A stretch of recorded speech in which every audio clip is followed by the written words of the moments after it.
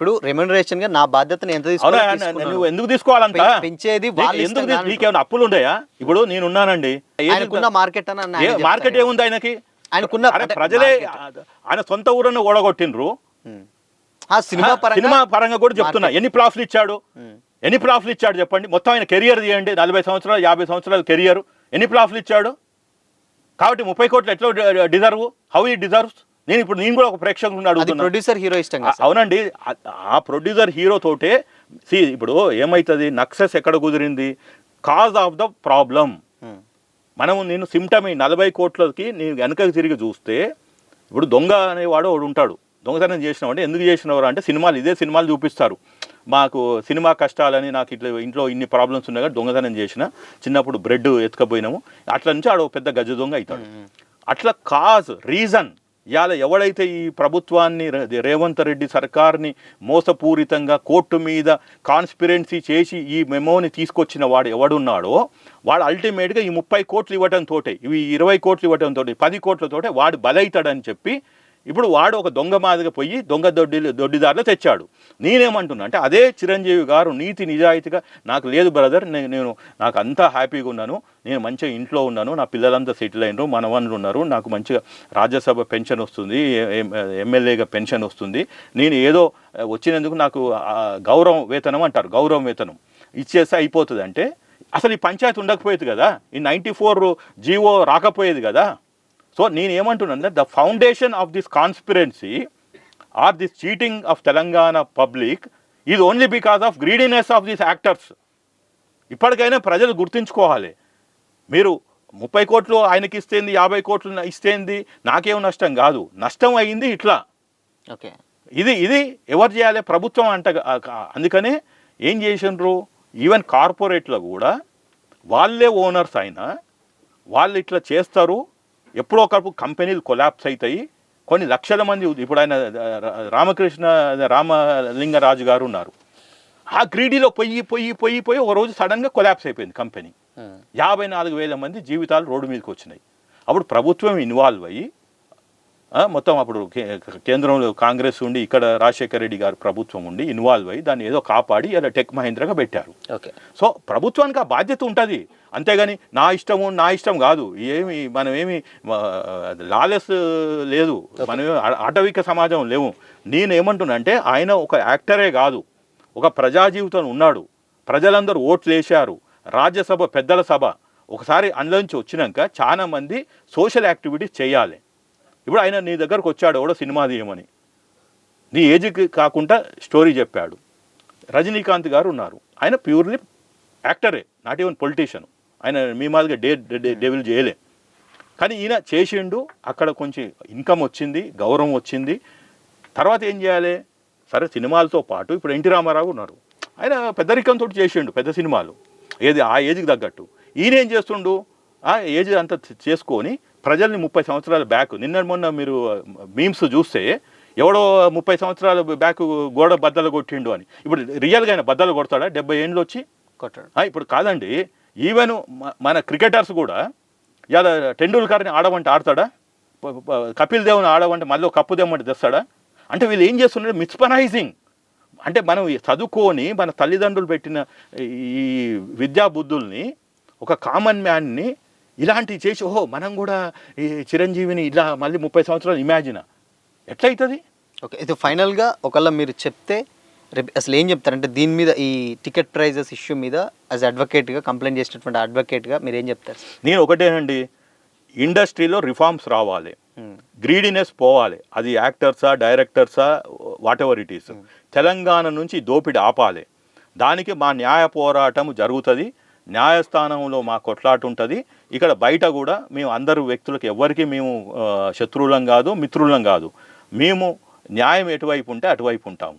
ఇక్కడ మేము అడిగేది ఏంటి అంటే, ఈ మెమోస్, అంటే కోర్టులు ఇన్ని మొట్టికాయలు వేసినా ఎందుకు వస్తున్నది అని నేను ఒక నాట్ ఓన్లీ అడ్వకేట్గా, ఒక మానవతావాది కోణంలో, ఒక హ్యూమన్గా ఆలోచిస్తే, మనిషిగా ఆలోచిస్తే, నాకు ఇచ్చిన దేవుడు ఇచ్చిన ఏదైతే ఈ బ్రెయిన్ తోటి ఆలోచిస్తే ఎక్కడ మిస్టేక్ జరుగుతుంది అంటే, ఒకటి ప్రొడక్షన్లో రోజు రోజుకి టెక్నాలజీ తోటి ఇంకా ఈజీ అవుతుంది. ఒకప్పుడు వీళ్ళంతా స్పాట్కి వెళ్ళేవాళ్ళు, ఇప్పుడు మీకు అవసరం లేదు. ఈ బ్లాక్ అదే గ్రీన్ క్లాత్ టెక్నాలజీ వచ్చినాక అంత యానిమేషన్ తోటి అయిపోతుంది. కానీ కాస్ట్ ప్రొడ్యూసర్ మీద ఎక్కడ బర్డెన్ పడుతుంది అంటే only because of this greediness of the actors. Okay, నేను అది చెప్తున్నా. దాన్ని మీరు స్ట్రైక్ చేయకుండా, దాన్ని రెక్టిఫై చేయకుండా మీరు గవర్నమెంట్ల దగ్గరికి పోయి కుంభకోణాలు చేసి ఒక మాఫియా మాదిగా ఇలాంటి మెమోస్ తెచ్చుకొని తెలంగాణ ప్రజల్ని దోసుకుంటుంటే మేము పర్సనల్గా మేము అడగవలసి వస్తుంది. ఇది మొత్తంగా మీరు అది ఏంటంటే రెమ్యునరేషన్స్ అనేది తగ్గించుకొని ఇప్పుడు సినిమా ఇండస్ట్రీ బతకాలి అంటే ఇప్పుడు ఏంటంటే వీళ్ళు ఒక పాసింగ్ క్లౌడ్ అండి. ఈ సినిమా ఇండస్ట్రీ వీళ్ళతోటే వచ్చింది కాదు, వీళ్ళతోటి అంతమైంది కాదు. అయితే వీళ్ళు ఏం చేస్తున్నారు, ఏజీ పైబడ్డా కొద్దీ ఫీజులు పెంచేస్తున్నారు, అలాంటి స్టోరీలు రాస్తున్నారు. అవి కొన్ని ఫ్లాప్స్ అవుతున్నాయి, కొన్ని సక్సెస్ అవుతున్నాయి. ఏదేమైనప్పటికీ కానీ రెమ్యునరేషన్స్ తగ్గించుకోవాలి. నేను చెప్పేది ఒకటే, మీరు పెద్దవాళ్ళు, మీ మీద మాకేం కోపం లేదు, మేము కూడా సినిమాలు చూసిన వాళ్ళం, మా సినిమాలతోటే మీరు హీరోలు అయినరు, వెరీ క్లియరు. ఇప్పుడు మీరు ఏంది గౌరవంగా ఒకటి, ఎవరైనా మీ దగ్గర డైరెక్టర్ వస్తే వాళ్ళని బర్డెన్ చేయకండి, ప్రొడ్యూసర్స్ని బర్డెన్ చేయకండి.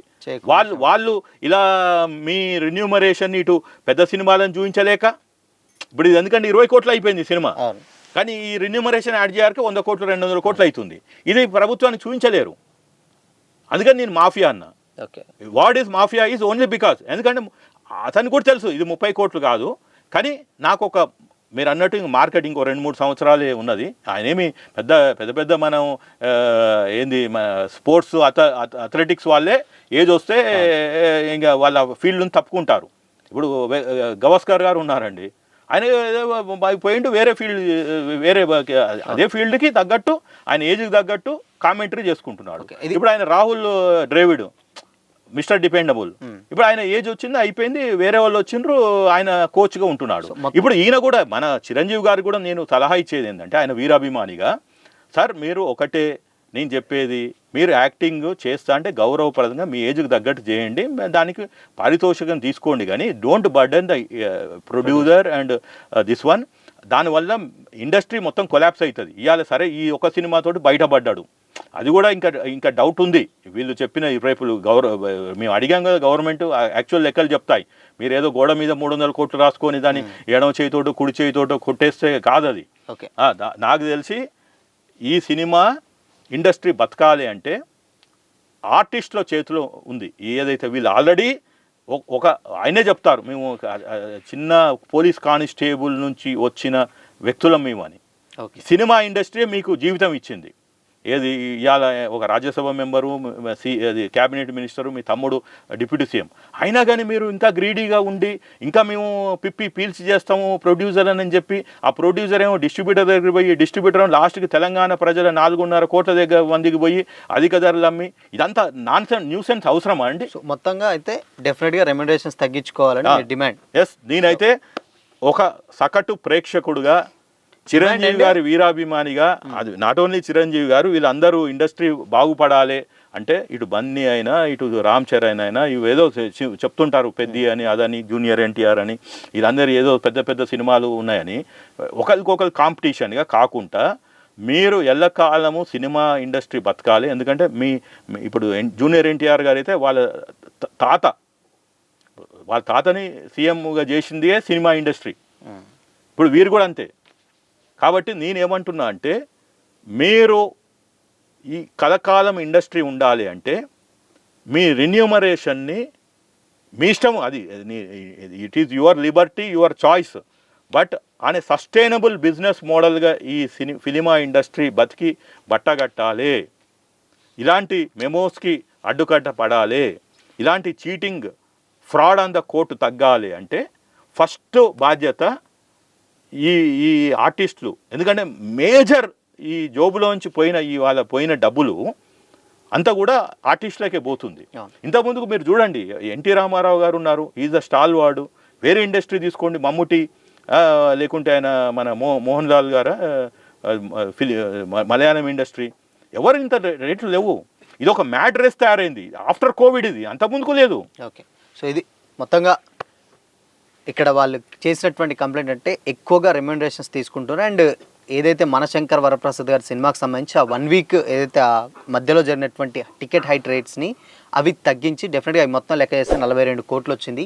ఆ 42 కోట్లని రిటర్న్ ఇవ్వాలి అంటూ కూడా వాళ్ళు కంప్లైంట్ అయితే వేయడం జరిగిందనమాట. సో ఇది మొత్తంగా పనశంకర్ వరప్రసాద్ గారి గురించి discussion. So thank you sir, thank you so much. Thank you. So ఇది వాళ్ళ స్పెషల్ ఇంటర్వ్యూ. మరో ఇంటర్వ్యూతో మళ్ళీ కలుద్దాం. అంటే నేను keep watching this is Shyam, signing off.